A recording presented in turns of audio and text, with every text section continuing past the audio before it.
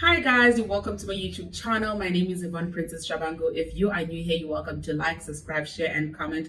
And voila, you're part of the beautiful and the graceful family. We are back with another review. Take a guess, what are we reviewing today? Which book are we reviewing today? I'm so excited about this book review because it's really life-changing, it's perspective-changing. Like, I'm ready to rock, you know? And it's so beautiful to be reviewing this book at the beginning of the year 2023. If you needed a sign that this is going to be one of the most beautiful years for you, this is a sign that you need, and here it is. Guys, I am reviewing Will by Will Smith. Like, first things first. Wow. What an excellent, what a beautiful work. This is, I don't know. Wow, guys, Will did pour his heart into this. Like, this is so beautiful. Like, also, I love that he authored it with Mark Manson.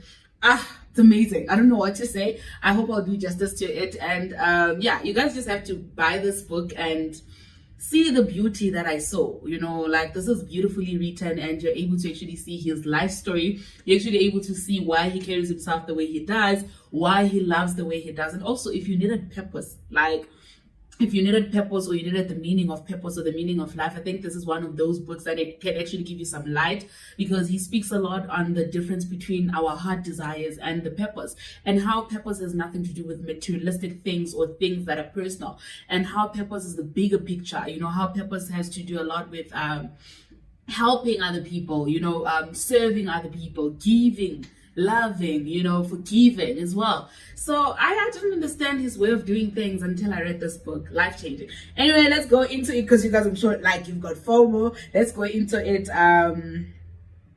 So I'm gonna start off in chapter, I'm probably gonna do most chapters, not all, right? So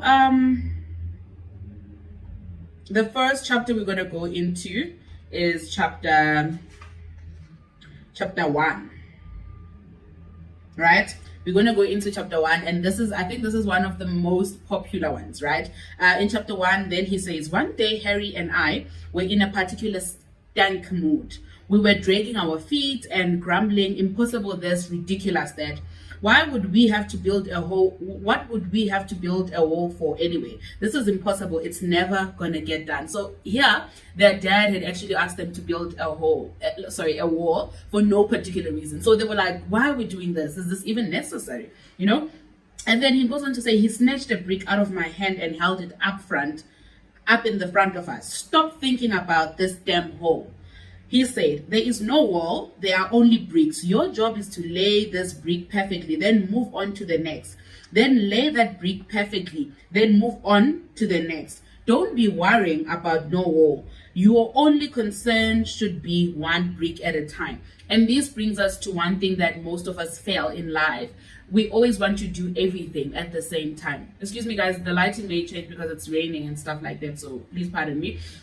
So this speaks to a lot of us, right? Many of us want to do a lot of things at the same time. You're at the gym, but you're thinking about an email that you're supposed to respond to. You are on a date with your partner, but you're thinking about work that you're supposed to attend to. You are out with your friends, but you're thinking about your partner, you know? So basically, the lesson in this is that it's important to focus on what you're doing. Be intentional and deliberate about every single thing that you do. And I mean, I think we've seen Will Smith's life. You know, you can tell there's intention, there's deliberacy, like, you know? So, yeah. And then we go on to the next one. We go on to the next one. This is in chapter... Oh, this wasn't in chapter 1. It was like in the first parts, actually. Chapter 1, fear. Then he says, transformation. He says, but as it turned out, Delio loved it. It was in the military that he discovered the transformative power of order and discipline. Two values that he came to worship as the guard trails, protecting him from the worst parts of himself. Wake up at 4 a.m., train all morning, and work all day, study all night. He found his lane. So here's another thing, right? And thing is, when it starts, right, Will Smith is big on discipline, he's big on order, he's big on structure, he's big on overworking yourself. And as the book transitions, he's actually finding his momentum. And then now he's big on intention. He's big on doing less, but more effectively. He's big on the internal work as opposed to the outside work, right? So when we start, the standard procedure is we up at 4 a.m. I've joined the 4 a.m. club, by the way. I'm struggling. It's a lot, but we're doing it because we're trying to get certain things done, right? And then we go again, still in the same chapter titled Fear. He says, Daniel was brilliant. Like many sons, I worshipped my father, but he also terrified me. He was one of the greatest blessings of my life and also one of my greatest sources of pain. I mean, this is such an emotional statement, you know, and I think many of us can relate. There's certain things in our lives or certain people in our lives that have been the greatest source of love or source of happiness, and also they've been the greatest source of pain. We see this particularly in relationships, right? You meet somebody, they are your world, you guys are happy, you plan your whole life together, they're your source of happiness, you can't imagine life without them, you get married, you have kids, and then you divorce. That becomes your greatest pain, right? In the case that you were not ready to divorce or you didn't want to divorce, then it becomes your greatest source of pain. But then you look at this person, we built a home together. You look at this person, gave you beautiful children. Then they become your greatest source of happiness, but also their source of pain because they forced you to actually break this thing that you had built and start all over. And it's such a painful, emotional purpose. So yeah, I loved this. Like, yo guys, this book, we're only in chapter 1, you know? And then he also speaks a lot about the love and the relationship he had with his grandmom, and I loved it so much, right? He speaks a lot on how the grandmom was big on spirituality, big on praying, believing in God, doing one thing at a time. And more than just that, I think one of the most beautiful sayings that by his grandmom, where he said that the grandmom was like, you need to stop talking. You need to stop talking, because the grandmom was a person who believed in speaking whenever it's necessary, whenever what they're going to say is going to improve the conversation. She wasn't just a person who speaks. And in the world that we live in, we find that we want to be opinionated about every single thing. We want to have a say. We want to say something. And sometimes it's actually okay to be quiet. Let every other person speak, but be quiet, observe, learn, and take in what you're supposed to take in. But it's not necessary for us to constantly want to comment, constantly want to speak, because sometimes you are actually depriving yourself of a lesson because all you want to do is speak. So sometimes it's actually good to be silent. I guess it's one of the greatest lessons we can learn from Will's mom. From Will's grandmom, may her soul rest in peace, to actually say, be quiet, be still. Sometimes all you need to hear is your inner voice. Or how do you even hear God when you're pacing, you're busy, you know? And it even takes me to one of the books that I'm currently reading, what a purpose-driven life. You know, it tells you how constantly we're busy, moving around, we're pacing. There's a lot of things we're busy with, but you figure out that you're pacing, you're using so much energy and all of that, but there's nothing that you're doing. You know, you're just exhausting yourself, you know. So it's important to actually be quiet and be still and listen to the inner voice. And then and then another one, we also see that Will Smith actually growing up saw him and his siblings saw their mom being abused, and most of how he behaves or how he saw the world stems from how he grew up, and how he constantly felt as though he was a coward, how he felt like people pleasing was the way, and all of that. It all stems from his childhood, because he watched his dad. The part where he says his dad was his greatest source of joy and also his greatest source of pain actually connects to the fact that the dad at some point abused the mother, and this impacted Will Smith in the greatest way ever. I mean, it can be for the good and the worst. Like, actually did him advantage and disadvantage, basically, because most of his successes stemmed from, I needed to be valid, I needed to work harder, I needed to impress my dad and all of that. And yes, he did reap the rewards, like materialistically, and he did the most. He's one of the greatest, right? He's an icon living, actually, you know. And then you have the worst parts whereby constantly he felt like he was a coward, he felt like he wasn't good enough, he felt like he had to be validated, he felt like he had failed his mom. He walked around thinking he was a coward for many of his years, you know. So yeah, it did him good and bad, right? And then here's another one. This is so beautiful, from his grandmom as well. He says, she caught me staring. Yes, lover boy. Gigi, why are you so happy all the time? I whispered. Now she was fully smiling. She paused like a gardener preparing to sow essential seeds. She leaned over and whispered in my ears, I trust God, and I'm so thankful for his grace in my life. I know that every single breath I take is a gift. And it's impossible to be unhappy when you are grateful. He put the sun in the sky and the moon. He gave me you and our whole family. And for all of that, he only gave me one job. And I asked, what is the job, Gigi? To love and care for all of his children, she said. So everywhere I go, I try to make everything I touch better. Like, guys, like, this is so profound. One, we constantly say we're children of God, we love God, we believe and trust in God. But do you really trust God? Because, I mean, if you trust God, in the midst of troubles and stuff like that, the least you can do is actually bow down and worship and be grateful that you can still breathe, and be grateful that you've been entrusted with that trouble, and be grateful that you can overcome and conquer. And half the time we are constantly worried or bothered by the fact that, oh no, I'm in trouble, oh no, this is not going well, you're in doubt, you're in fear, you're in anxiety, and all of these things. But actually, if you learn to trust God and be grateful for what you have, you're likely to be happier. You'd realize one of the greatest source of our unhappiness, particularly, I speak for the youth, right, particularly us young people, you're happy until you see somebody who bought a car that's better than yours. Half the time you're happy with what you have until you see somebody else. Half the time you're happy with your salary until you hear somebody doing the same job earns better. So it's always important for us to be grateful and content where we are, and not concern ourselves with the outward. Because when we start concerning ourselves with the outward, you won't be content, you'll be unhappy, and you won't trust God. You start questioning God. Of course, God is not afraid of the questions we have, but sometimes the fact that we can't immerse ourselves in the beauty of the things that we have is what actually makes us unhappy, and it's what actually blocks us from actually reaching the blessings that God has in store for us, right? And then another one, she says she has one job. Hers is to love. Love all the children, wherever she goes, make everything she finds better, and that's one of our jobs. I think I always say personally, my biggest purpose is to serve, so it's always important to understand that God created you to serve, God created you to love. The essence of humanity is to love. You can't survive without love, you can't survive without loving. God is love. You can't say you believe in God, you trust in God if you do not love. You can only confirm your trust in God, and you can only confirm that you believe in God if you share love. It's the biggest, above all, love, love, love, love, love. And then another one. Now we are in chapter 3, which is performance, right? Okay, sorry, there's nothing here, guys.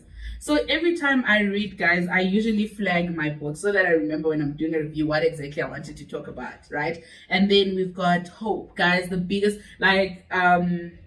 my boyfriend likes saying this every time that we'll be talking about something that makes either of us unhappy, or we are unsure, or we're in doubt. And he always says, "Aslale tembin," meaning hope. He always says, all we have is hope, right? And then, in this chapter, we speak of hope, right? This is chapter 5, and then it speaks on hope. And then he says, look at the 5 people you spend the most time with, because it's who you are. Guys, we oftenly judge our surroundings, we audit our friends and all of that, but actually we are them. We're a reflection of whom we spend most of our time with. Just 5. And do this practical test, you'd realize who you are. If you don't know who you are, when people ask you, who are you? And you can't answer that and you're not sure, look around. 5 individuals you spend most of your time with, and you will realize.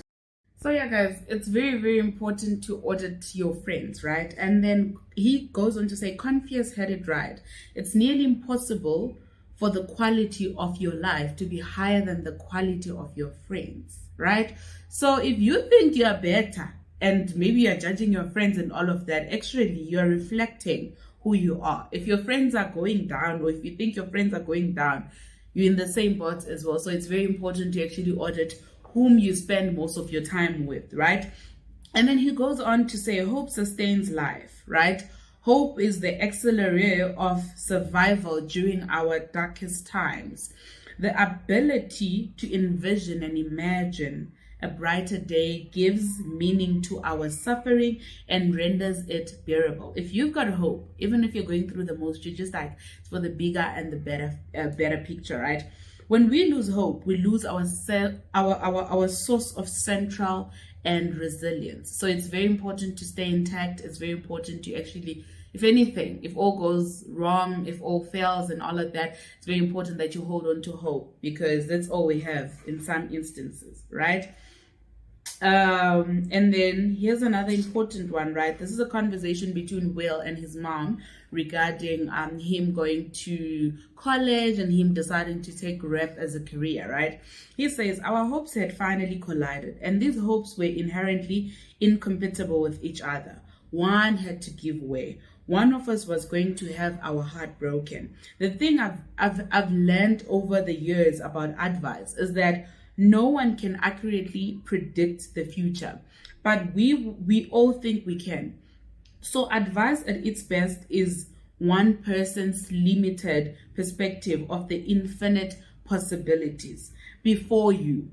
People's advice is based on their fears, their experiences, their prejudice, and at the end of the day, their advice is just that. It's theirs. It's not yours. When people give you advice, they are basing it on what they would do, what they can perceive, on what they think you can do. But the bottom line is, while yes, it is true that we are all subject to a series of universal laws, patterns, tides, and currents, all of which somewhat predictable, you are the first, guys, hear me and hear me very well. You are the first time you've ever happened. You and now are a unique occurrence of which you are the most reliable measure of all possibilities. Like if there's anything you take from this chapter, hope, it is this. You are the first time you've ever happened. You and now are the most unique occurrence of which you are the most reliable measure of the possibility, of all the possibilities, right? So oftenly we seek advice, we seek validation, we seek opinions and stuff like that, which is good. Like it's good to have, it's better to have more than one perspective, right? But it's always important to figure out what works for you, what your heart genuinely wants to do, and what you think is right. Because remember, you are the only you, and God has entrusted you to live the you. So you and your occurrences and your possibilities can only be sort of known or felt or be experienced by you. Yes, a person can tell you their experiences, but it does not automatically mean that would be your experience. Fun quick story. Like I remember in uni, they'd always say law of dialect is one of the most difficult modules. Like we had people complain about it, and guess what? Like I know my friends and I would always feel like actually it's not as bad. You know, we actually did well in law of dialects. And I think even from that, I've always learned that people say things are hard because that was their experience, but you can't run with an analogy of a person that's not you. Your capabilities, your abilities, and all of these things are not the same. So you can't base your life experience or your choices on who has gone through what, or what they've been through, or what they've seen, or what they've experienced. You know why? They're not you. And you don't know, maybe you are the special edition. Maybe God created you and equipped you to overcome that particular thing that everyone finds it hard. Which is why they'd always say, our greatest and the best version is on the other side of fear. Our greatest of blessings are on the other side of fear, because constantly we fear because she said, he said, I've heard, and all of that. But usually it's baseless fear. You know, sometimes just step up and do what you have to do. If it goes south, that's fine. If it goes well, that's also great. You know, so it's always important to actually understand that you are you, and that's your best power. Nothing or no one can ever be you. You're the only you that can ever exist. Even twins, they can be identical twins in terms of physique and all of that, but they are them. They can't be like the same person, you know? So yeah. And then we go into chapter 6, and it's titled Ignorance, right? Here's another one. He says, I was going full chore boy, and the guys didn't like it at all. But when my mind locks onto an idea, when I commit to a system of beliefs, there are only two options. One, I complete my mission, or two, I'm dead, right? This is one of the best strategies, but I sort of felt like when I got later into the book, like around chapter 14, 15, later into the book, then he explains that actually it's not supposed to be like that. You shouldn't feel like it's a do or die type of thing. You should actually ease into doing stuff and you shouldn't be feared into being successful. I don't know if that makes sense, right? But like, I love this. This was an aha moment for me. And then I'm like, you know what, 2023, I'm coming in hot. You know, I want to make sure that it's either I do it or complete it or I'm dead, right? I'm running with this. But later in the book, it's like, actually, that's very toxic. You know, it's a toxic trait. But actually, I mean, look at the amazing man he is, besides his traumas and all of that. Look at actually the materialistic values that he has attained and all of that. So if you want to materialistically be successful, here's the code. Here's the cheat code. You either start something, finish it, and complete your mission, or you're dead. It's either you get 100 or nothing, because 99 is not the same as 100. 99 is equal to 0. So if you walk around with that mentality, you know that you have to put in too much more work, you know. And then this is one of the most beautiful ones, right? And then he says, we beat on ourselves for being so stupid, regretting our choices and lamenting the horrible decisions we make. But here's the reality. That's what life is. Living is the journey from not knowing to knowing, from not understanding to understanding, from confusion to clarity. By universal design, you are born into a perplexing situation, bewildered, and you have one job as a human being: to figure the shit out. Sorry about that. Life is learning, period. Overcoming ignorance is the whole point of the journey. You are not supposed to know at the beginning. The whole point of venturing into uncertainty is to bring light to the darkness of our ignorance. I had a great saying once: life is like school with one key difference. In school, you get the lesson, then take the test. But in life, you get the test and it's your job to take the lesson. We're all waiting until we have deep knowledge, wisdom, a sense of certainty before we venture forth. But we've got it backward. Venturing forth is how we gain knowledge. Over the next few years, while our ignorance will drain down a deluge of pain and suffering, when I look back, I see clearly it could have been no other way.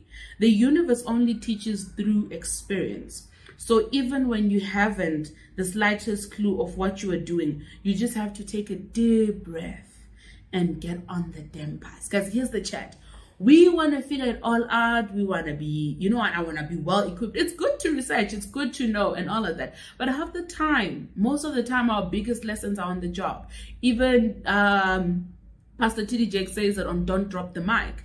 The best teacher you can ever have is life, like experience. We learn better when we experience stuff. There's things that a person can never articulate into words, teach you those things, but you learn them as you do the job. You learn on the job. Like, I love this. And then we go on to still the same chapter, ignorance. He says, it's better to die than to walk around scared. Rather die as opposed to being fearful. Guys, here's the chat. When you're dead, you know it's over. There's no expectation, nothing, whatever. But with fear, you walk around wondering how it would have turned out. You walk around questioning yourself. You walk around in guilt. You walk around in confusion. Like, guys, like, I know I'm like, we all victim of fear at some point, but I think one of the biggest lessons I took from this book is that fear blocks you from actually reaching your best self. That's what fear does, nothing else. And half the time the things we fear is like, how? But it wasn't as bad, So yeah, and then we go all the way to chapter 9, destruction, right? Then he says, it is unbelievably painful for me as I write this chapter because these conflicts and misunderstandings had such simple solutions. Yet our immaturity demanded that we need to suffer excruciating consequences in order to learn the most basic lessons of human relating. It's so obvious to me today how hurtful it must have been for Clayt to go from being my best friend and my creative right hand to someone who was increasingly being excluded and alienated and asked by photographers to step out of the pictures. And what's worse, we never even talked about it. Here's another one. The key to any relationship, guys, communication. And I think when we communicate, we avoid ending relationships that have potential to grow, relationships that are meaningful to us. We stop them from being ended, because when you communicate, you hear the other person's side of the story. They hear yours. You understand why they behave a certain way. They understand why you behave a certain way. But if we don't communicate, we just walk around thinking, Yvonne hurt my feelings. That's just who she is. She's changed. But you don't know why I've changed. You don't know why I'm behaving the way I'm behaving. sometimes I don't even know I've changed until somebody brings it up to actually say, hey V, I've noticed these days you're a little bit off. Is there anything wrong? Are you okay? And like, it's very important, guys, to communicate. Ask people, find out how they are. Find out also if you're growing together, because half the time friction and conflict in friendships and relationships and all of that usually happens when people grow apart. When the other starts being more successful, the other feels left out, or vice versa, and all of that. So it's always important. Communicate. Ask people, are you still happy? Are you still feeling included? Is there any way I can do to better our relationship and stuff like that? But communicate. It's really the biggest thing ever, right? And then we go in on chapter 10, alchemy. And then here's this one. He says, sorry, I'm gonna have to start it from this side. Then he says, the universe is not logical, it's magical. A major aspect of pain and mental anguish we experience as humans is that our minds seek and often demand logic and order from the illogical universe. Our minds desperately want shit to add up, but the rules of logic do not apply to the laws of possibility. The universe functions under the laws of magic. I was in Detroit a few weeks after my Hollywood chat. JL and I had booked a couple of shows to help us to dig out of our collective financial hole. The Joe Louis Arena was always crazy. We loved playing there. We were back down to one hotel room. Strangely enough, it was soothing for all of us to be together again in such a cramped quarters. Jeff had headphones on making beats. Omar was watching TV. Charlie was cutting his toenails. I hated it when he did that. I felt like the goddamn Braveheart in there. Like I needed a Scottish battle shield and to paint my face blue. None of us knew that this was the last time we'd ever tour together. JL burst into the room. Yo, get up. Quincy Jones wants to talk to you. Quincy Jones? To me? For what? What I do? I was still shell-shocked from the last chapter. Did you meet somebody named Benny Medina, right? Just to give you guys context, right? So Will met this guy a few years back. I think a few years or months back. They had a chat and all of that. They spoke about acting. This guy asked him, can you act? And Will's standard answer was, I can. That's one of the things that I loved about this book, is that it shows you that when you put your mind into something, you can, right? And also it shows you that starting point of everything is your mind. If you position your mind to actually be able to achieve something, you can. There ain't no way you would not achieve something if you can actually say yes to it. So Will reluctantly actually said yes to it, right? This is before Prince Bel Air and all of that. He said yes, he can act. And that time he couldn't act. He was going through the most with his music. He had chowed all the money. He was not paying tax and all of that, right? So they asked him, can you act? Then he says, yes, I can act. And that time he's never acted. He can't act and all of that. And now he's getting a call from Quincy Jones, one of the greatest. Can you imagine? So it also goes to say, take a shot at yourself, have those conversations, network as much as you can, speak to people. Don't be stuck in a bubble of your own. Answer questions, ask questions, because you may never know. That's the thing. People always remember us. That's the thing. You constantly feel like, oh no, they don't remember us. Now I'm living proof that people remember. I remember like where I work, right? The company I work for currently. I went for an interview in 2020, didn't get the job, came back again in 2021. And I was laughing. And then when I entered, when one of the partners enters, like, oh, I could recognize this laugh. Yvonne, you're back again. I hope you get the job this time. You know, so it's important that you are fully present in whatever that you do. You're authentic in whatever that you do. And when an opportunity presents itself, show up and do it with your level best, you know, like, yeah.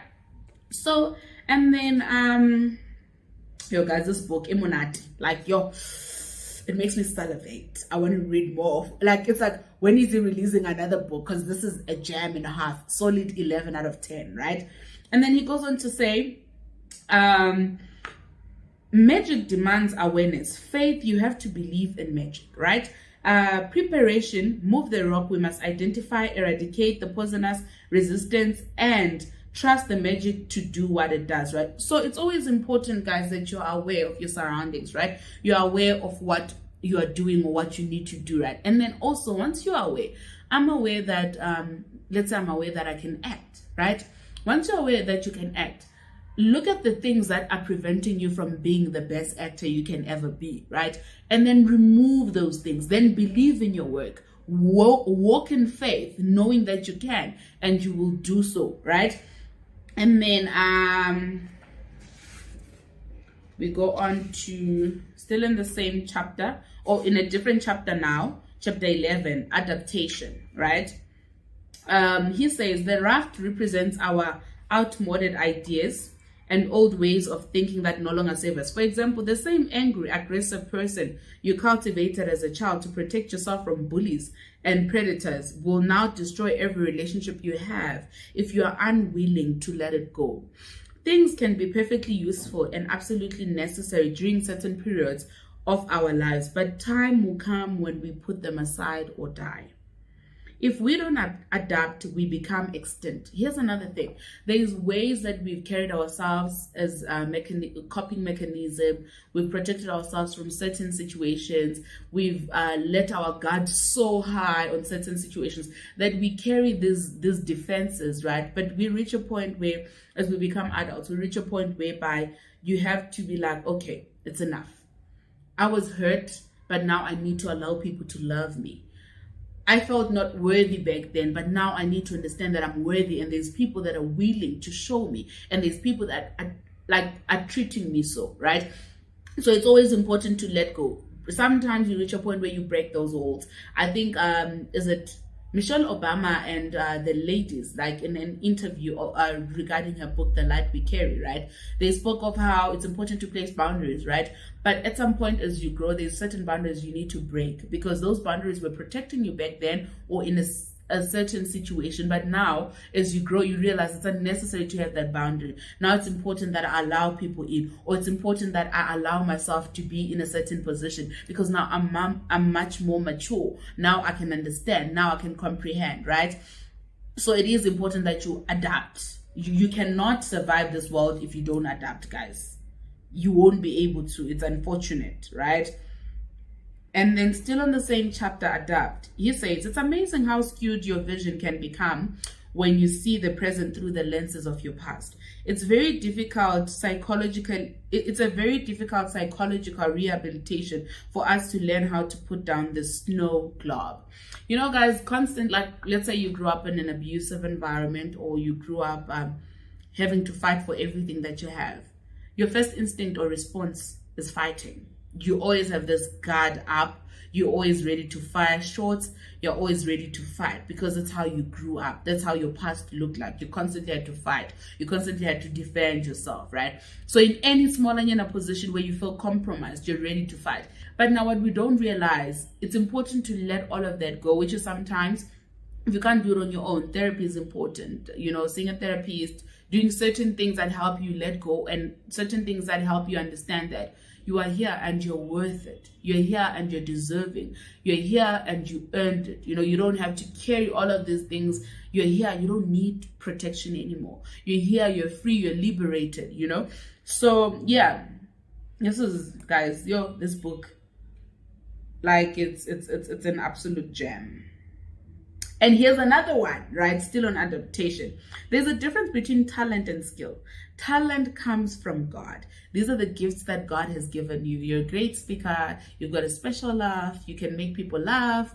You know, when you enter the room, it lights up. Those are your talents, your gifts that God gave you, right? And then you are born with it. And then it comes to skills. Skills comes from the sweat and the practice and commitment. Don't just skate through this opportunity to hone your craft, right? That's the thing. You can teach anyone anything, right? And they can become it. Trust me, via skill, via practice, via commitment, via discipline, right?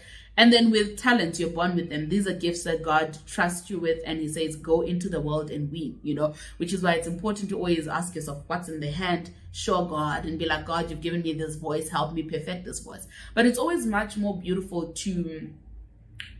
it's always beautiful when talent meets skill, right? When you're talented in an area and you actually take your time to perfect it and excel in it and be committed to actually honing it and making it like a beautiful craft or a distinguished craft, right? And then we go to chapter 12. This is one of my this is one of my most favorite chapters. And then he says, okay, this is what he says in the book, but it's actually said by Stephen Covey in the 7 Habits of Highly Effective People says, there are only 2 human problems, only 2 problems in this world. We constantly think there's many problems, but there's only 2 problems in this world, right? 1, knowing what you want, but not knowing how to get it, right? And then number 2, not knowing what you want. Those are the main 2 problems. Knowing what you want, not knowing how to get it, and number 2, actually not knowing what you want. So it's always important to ask yourself, what is it that I want, right? And then he goes on to say, clarity of mission is a powerful cornerstone of success. Knowing what you want gives direction to your life. Every word, every action, every association can be accurately chosen and harnessed to precipitate your desired outcome. What you eat, when you sleep, where you go, who you talk to, what you allow them to say to you, who your friends are, can all be corralled and launched towards your wildest dreams. Desire, however, is a double-edged sword, but that's for a later part. I didn't know that back then. So like I say, like this book is so, it's beautiful, man, because when you start, right, Will is on about work, this military approach, but as you go on, he moves from desire, dreams and goals, and he goes into purpose, you know. So yeah, I absolutely love it. And then it also tells you guys, it's always important to know, when you know what you want and where you want to go to, it actually allows you and helps you to decide what comes in and what goes. Like for instance, if I know I'm trying to lose about by mid-year, I'm trying to lose about 15 kgs. I want to be like on 95. Now I know I have to eat healthy. I have to go to the gym. I have to actually hang out with people that actually help me want to eat healthy. People that actually say, okay, you've had too much sugar, now you need to take a chill pill, you know? So yeah. And then we go on. And then we go on to chapter 15. It's titled Inferno. And then he says, Shari wanted me to put him pressure about school and getting good grades, but I didn't view conventional schooling as mandatory for success. I was more concerned with his commitment to critical thinking. I saw school as getting in the way of me having time with him to teach him the real shit. I wanted him to see the entire world as school and every person as a teacher, every place as a classroom. Guys, this is also another classic, because when you start viewing the world as the actual school and the actual classroom, you start realizing that you can learn everything and anything from anyone, right? Because we tend to put school into this traditional box whereby, no, I can only be taught by an expert, I can only be taught by a teacher. But when you start realizing that every single person, every single experience in your life is actually a teacher, you become happier, you start learning better, and your mind becomes open to critical thinking, your mind becomes open to learning, you know. So yeah. And then, oh guys, here's another one. This is on purpose, right? Like I said, he moves from desire, working hard, into purpose, into the bigger picture that includes other people, that serves other people, right? He goes on to say, this is in the chapter on purpose, right? Sorry guys. This is in chapter 16, purpose, right? And then he says, the experience of Africa was spiritual, transformative, and deeply emotional for us. He had gone to Africa, they met a lot of lovely people and all of that. And here's the thing, guys, this is what I've learned, right? Viola Davis says coming to Africa was another spiritual, transformative experience. She came to Africa at a time where she was in a dark space and all of that. When she went back to America, she was rejuvenated, she was changed. Same thing with Will. He sort of found purpose in Africa when he met Mandela and all of these things, right? And then also Cecilia Tyson. These are great people. These are iconic people. Cecilia Tyson also speaks of a beautiful transformative experience after she came to Africa. And constantly, us Africans want to leave Africa. You see, like, I think it's always important to recognize the beauty of what you have. You know, sometimes we think beauty, purpose, and finding meaning to life as in traveling to the Maldives. Okay, travel to the Maldives, beautiful. But maybe meaning is what you will find in these African soils. Maybe meaning is what you will find here in your homeland. Maybe meaning is what you will find where you are. So it's always important to appreciate the beauty that we have. Africa is something special. I always say, actually now I have an answer. People always say to me, don't you want to go overseas? I always say I'd go to overseas for work, but to settle, definitely not overseas. I'd settle anywhere in Africa, but not overseas.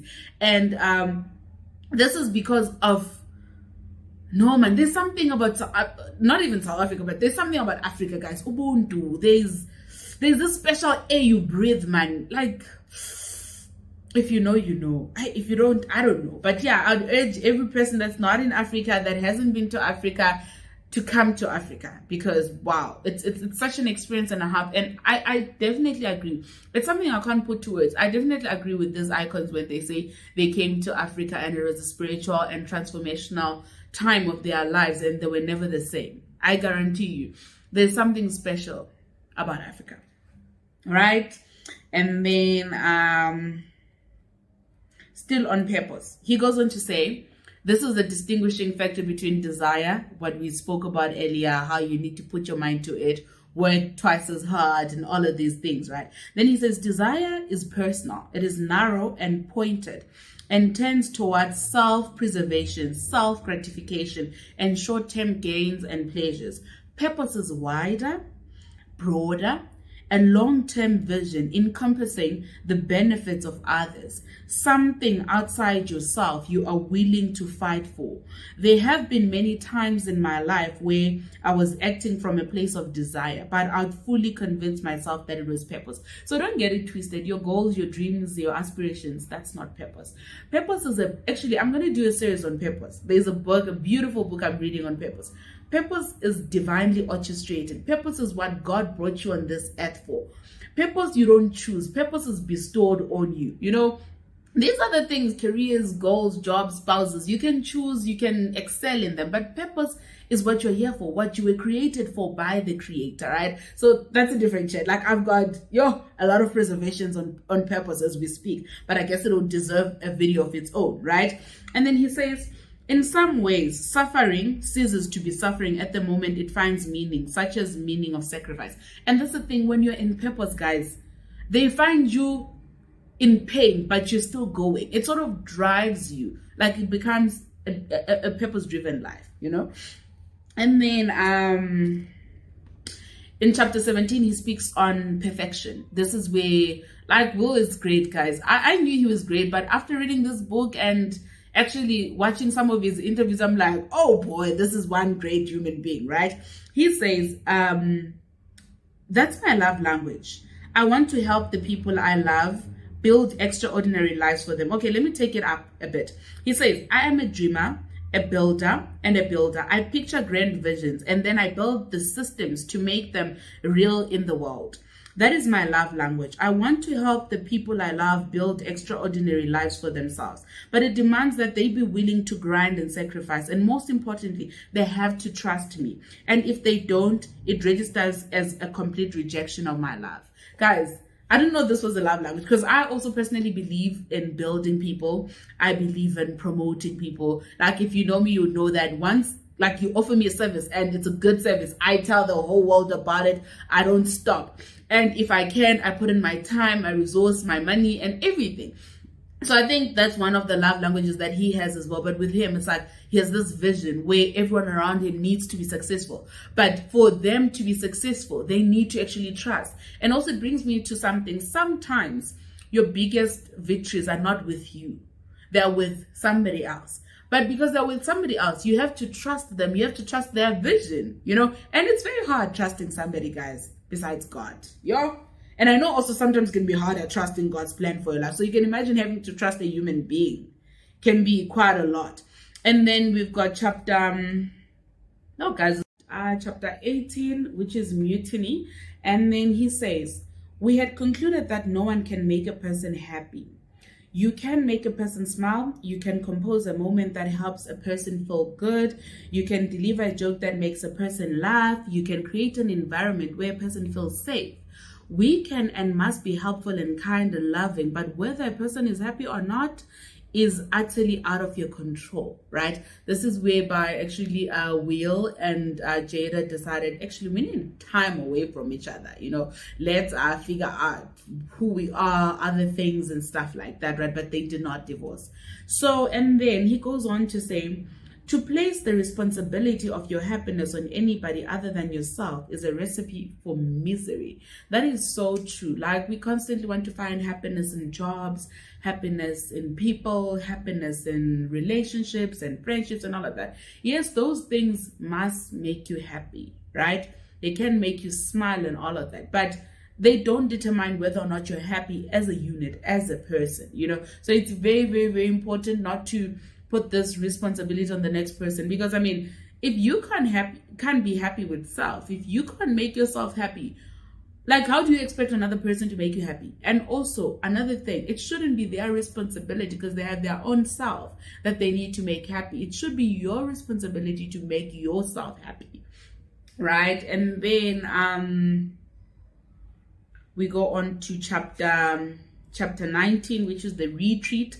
And then it's another beautiful section. He says, it all slowly drifted into focus. Am I an addict? I don't do drugs. I don't really drink. I'm not hooked on sex like some ghetto hyena. But I do not know how to stop, or be still, or be quiet, or alone. I'm addicted to the approval of others and to secure their approval. I became addicted to winning. And to guarantee and sustain my stream of massive victories, I became addicted to working, to grinding, and obsessively pursuing perfection. Here's the thing. We constantly think addiction is drinking and drugs and all of these things. You can actually be addicted to your vision, addicted to your goal, and all of. It's good to have goals. It's good to have these things that push you. It's good to be a perfectionist and all of that. But you should not be addicted, because that's another thing. You'll be addicted, win, win, win, win, win. But at the end of the day, you lose it all, because one, as you win, you can't appreciate or comprehend your wins. You can't even celebrate them. And as you continue to want to win more, sometimes you become inconsiderate of other people's feelings, you become inconsiderate of your surroundings, and you're not able to observe, and you're not able to actually learn the gist of what you're trying to do, right? So it's always important to actually be quiet and still, you know. If you can't be quiet and still, if you're always chasing and reaching, maybe you've got an addiction problem that you need to actually figure out and sit down and be like, why am I so obsessed with winning? Why am I so obsessed with being number one? Is it a me thing, or is it a trauma thing, right? And then we've got chapter 20. We are about to close. Chapter 20 is titled Surrender, right? And then he says, I began to understand the perplexing phrase that Gigi used to use, let go and let God. That had always seemed wrong to me. It felt like absolving yourself of your responsibilities, like something that lazy people would say or do, right? And say when they are too lazy to do or what's necessary to build the life they want. But all of a sudden, it took a new and a magical meaning. There is an energy that's at work while you are asleep. The energy that fires the sun, that moves the ocean, that beats your heart. You don't have to do everything. In fact, most of the things that get done, you didn't have to do them.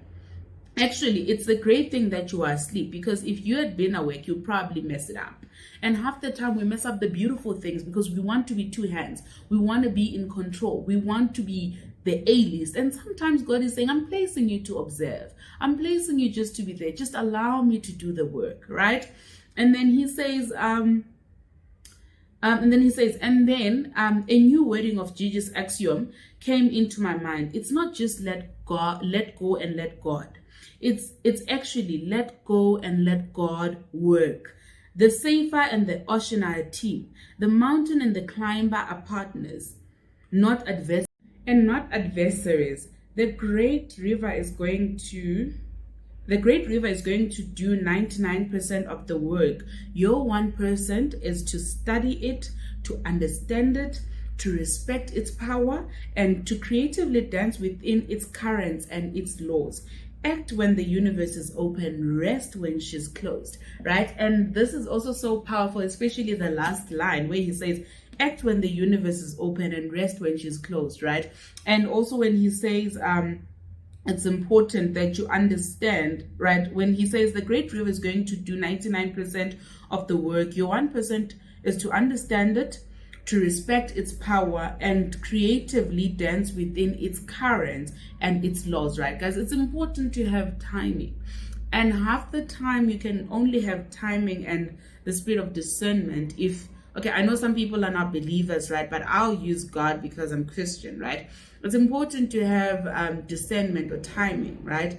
And you can only get those from God. If you don't have discernment or timing, you'll be at the wrong place at the wrong time and you'll miss opportunities. So it's always important to know when to do what and how to do it, right?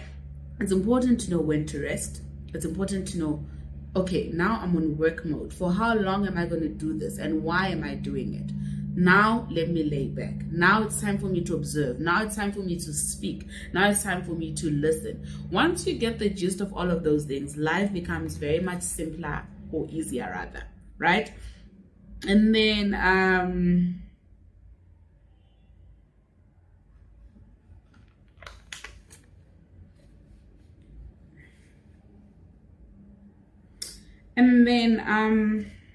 he says, this is in the chapter on love. I also love this chapter. It's one of my favorites, chapter 21, right? This is the part where his dad was dying, right? And then he says, one night I delicately wheeled him from his bedroom towards the bathroom. A darkness arose within me. The path between the two rooms goes past the top of the stairs. As a child, I would always told myself that I would one day avenge my mother. That when I was big enough, when I was strong enough, and when I was no longer a coward, I would slay him. I paused at the top of the stairs. I could shove him down and easily get away with it. I am Will Smith. No one would ever believe I killed my father on purpose. I'm one of the best actors in the world. My 911 call would be Academy Award level. As the decades of pain, anger, resentment caused then receded, I shook my head and proceeded to wheel Didio to the bathroom. Thank God we are judged by our actions and not by our trauma-driven inner outbursts. Guys, here's another thing. I always say this to people. People constantly have these excuses why they did bad things, why they treated people in a bad way, not to judge them or anything. But we are all born in sin, right? We're born in sin, perfected by Jesus Christ, right? But we are all born in sin. We're all born with some sort of darkness. Every single day we wake up, we choose the good parts of ourselves. All of us have that darkness within us, but every single day we fight it, right? So for me, this was one important lesson to learn. It's not every emotion you should react to, especially the bad ones. If right now you feel like slapping someone, actually think about it, process it, and actually say, no, I'm not doing this. Let me do better, right? Because half the time we allow our emotions and our feelings to actually direct us and lead us. I mean, half the time you feel justified to feel a certain way. Like, abused my mother, you were military in raising me, I'm justified to hurt you back, I'm justified to end it all. But actually you figure out, is it really worth it? When I get judged, when Christ comes and says, what did you do with your life? Would I be happy to actually respond and say, you know what, I was beating people up. Actually, you know what, I was killing people. Would I be happy? My answer would be no. And once you normalize questioning yourself, you react better, you treat people better, you are kinder, you're more loving, and you understand why you are where you are, you know? And then we're almost there, guys. Hang in with me. And then still on the chapter of love. And then he says, spoiler alert, there are no relationships, careers, or houses with a name that can fill the hole. There is nothing that you can receive from the material world that will create inner peace or fulfillment. The truth is, the smile is generated through output. It's not something you get, it's something you cultivate through giving. In the end, it will not matter, not one single bit, how well they loved you. You will only gain the smile based on how well you loved them. Half the time we want to be on the receiving end. We want to say she did, he did, but we don't realize that our lives as an individual are centered around what did we do? How did we love people? How much did we give? You know, like, yeah, no, this one really hit me. I don't want to lie. And then here's another one. It says, everyone is struggling. Everyone is having a hard time. Life can be brutal, chaotic, confusing, and excruciating.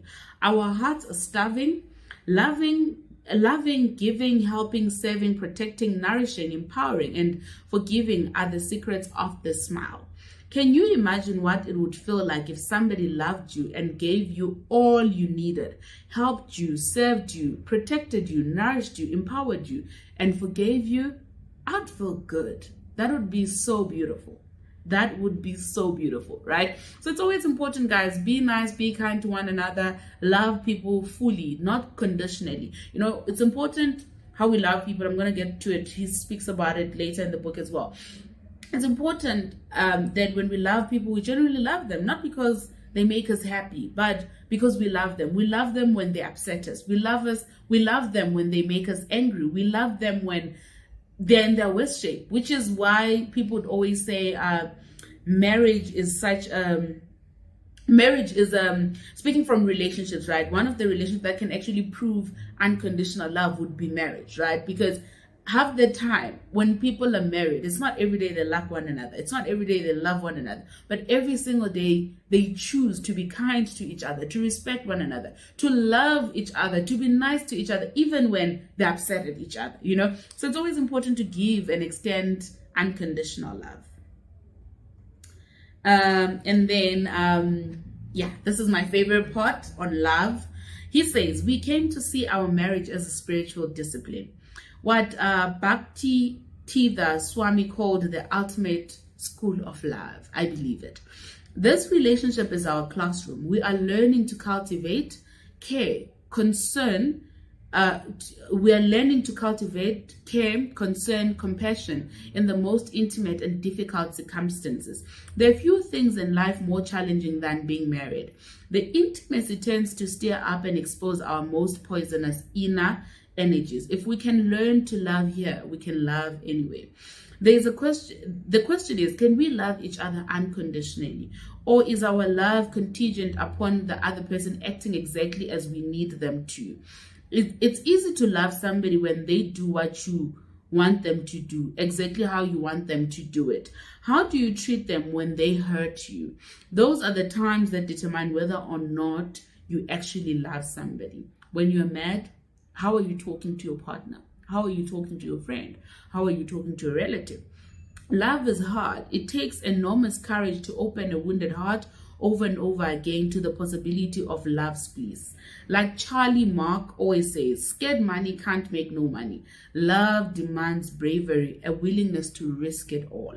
I always hear people say, oh no, I'm so scared. You are too much for me, this, that. And I'm thinking, you don't love me. If you loved me enough, you'd risk the friendship you think we have. You'd risk everything, actually. But bravery does not mean the absence of fear. Bravery is learning to continue forward, even when you're terrified. Jada and I agreed we would ride together for this lifetime, no matter what.